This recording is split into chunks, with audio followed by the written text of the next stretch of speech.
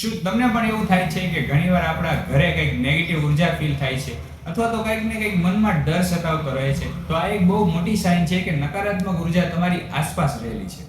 પણ હવે જો આનો ઉપાય તમારે કરવો હોય તો કોઈ મોંઘી વસ્તુ કે કોઈ પણ અલગ અલગ એક્સપેરિમેન્ટ કરવાની જરૂર નથી. હું તમારી માટે એકદમ સિમ્પલ ઉપાય લઈને આવ્યો છું. જેમાં ઉપાય કઈ રીતે કરવાનો છે તે જાણવા માટે વિડીયોને એન્ડ સુધી જોવાનું બિલકુલ નહીં ભૂલતા અને વચ્ચે સ્કીપ પણ નહીં કરતા, જેનાથી તમને પૂરેપૂરો તેનો લાભ મળે.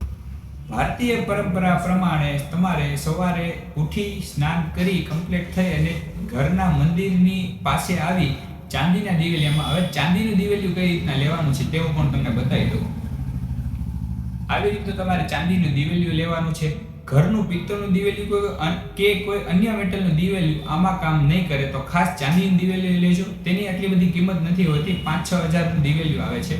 તમે સંગીતા જ્વેલર્સમાંથી પણ લઈ શકો છો. ભારતીય પરંપરા અને સંસ્કૃતિ પ્રમાણે આપણે કપૂર અને લવિંગનો દીવો તો કરીએ જ છીએ, પણ જો તે ચાંદીના દિવેલિયામાં કરવામાં આવે તો તેનાથી ચાંદીના શીતળતાના કારણે કપૂર અને લવિંગ ઉર્જામાં વધારો થાય છે, જેનાથી નકારાત્મક ઉર્જા ઝડપથી નાશ પામે છે.